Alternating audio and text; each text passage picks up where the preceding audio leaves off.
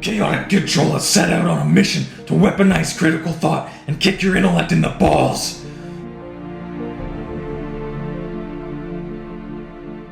The intellectual laziness that pollutes social media landscapes needs an advocate for reason, balance, and nuanced discourse.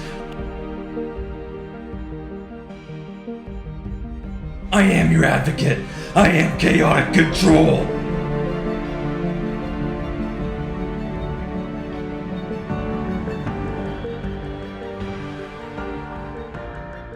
The coronavirus is gripping nations across the planet, with sensationalist media headlines, hoarding, toilet paper shortages, and hysterical behaviours running the gamut. Canada has closed its borders to all foreign travelers. Alberta has closed schools until September. Murica has declared a state of emergency. The Azores has closed all marine ports to all foreign vessels. Meanwhile, the UK has published guidelines with precautionary measures with virtually no other government interference, and Mexico is continuing to allow travelers to come and go, implementing temperature screening measures in some airports.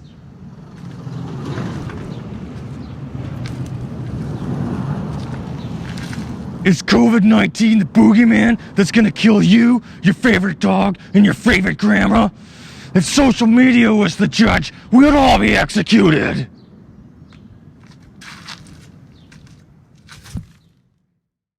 While cooler heads sometimes avail, like Dr. Offit who posted, which will do more harm, the virus or the fear of the virus? Why are we all so scared of the novel coronavirus, COVID-19? People are usually scared of viruses for 3 reasons. 1. The virus causes gruesome, disfiguring, permanent symptoms. Smallpox, for example, not only caused lifelong facial scarring, it also was a frequent cause of blindness in those who survived. 2. The virus has a predilection for children. Polio paralyzed tens of thousands of young children every year until the vaccine finally eliminated the disease from the United States. 3. The virus is likely to kill you.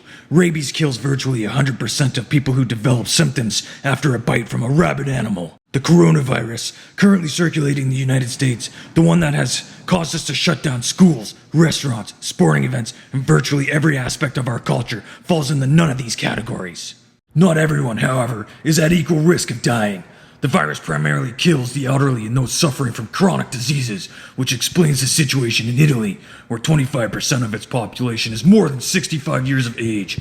In the US, it's 16%. Wouldn't it make more sense, then, to ask people who are elderly and infirm to stay away from crowds, thus lessening their chances of contracting the disease? Also, to ask people who are sick with respiratory symptoms to stay home. Focus on common sense things like washing hands several times a day and standing clear of people who are coughing or sneezing. The federal government can also help by making it easier for people with businesses to allow people who are ill to stay home. Let's take common sense measures to stop the spread. The precautionary principle dictates caution to prevent harm.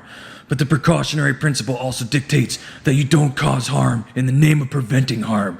It will take years to recover from the draconian measures that we are currently instituting. Here's what idiots on social media had to say. Kay says nobody knows that we're going to get any immunity from novel coronavirus. Jay says around the world, people are already vaccinated against the seasonal flu. This happens every year. But no one has any natural or herd immunity to the coronavirus yet. So this first wave could easily overwhelm our capacity to deal with it. And Chaotic Control says, people are seriously too dumb to be debating these issues. No immunities? LOL. We do know that more than 80% of the general pop that has been exposed are either unaffected or asymptomatic. That equals immunity, geniuses. Science hasn't said it makes any sense to grind society to a halt and close schools, businesses, etc. No, politicians are calling those shots in response to public overreaction because the optics of doing something, anything, is more important. Here's the top 10 things you should consider about this pandemic, as of March 16th by the World Health Organization. 1. Globally, there are 167,511 cases confirmed. 2. There have been 6,606 deaths worldwide. China accounting for 3,218, Italy 1,809 deaths. This makes up the majority of the deaths. The death rate sits at 3.94% overall, worldwide. Travel bans to affected areas or denial of entry to passengers coming from affected areas are usually not effective in preventing the importation of cases, but may have a significant economic and social impact. 5.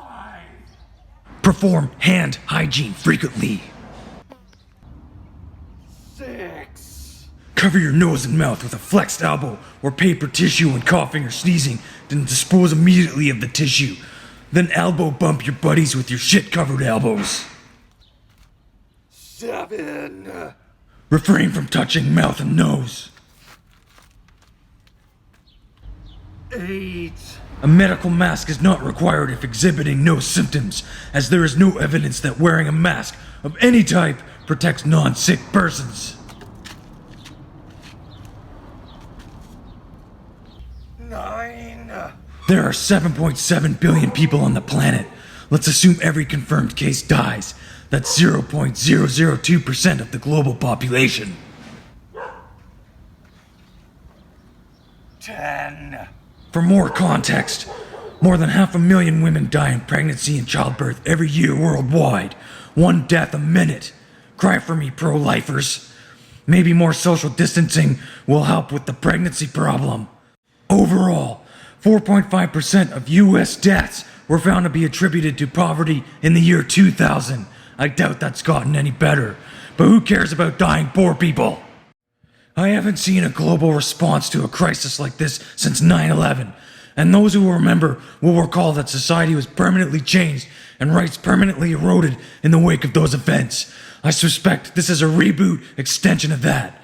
The 20% at risk should be limiting contact until the general population has A, advanced the herd immunity to sufficient numbers, and or B, the infection rate has naturally tapered off due to A, and those at risk reducing their exposure.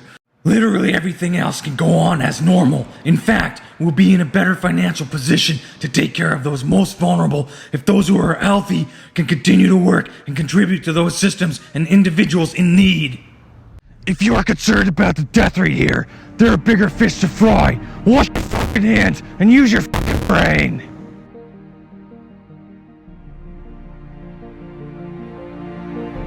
If you enjoyed this video, like, share, subscribe, or don't. I don't give a shit.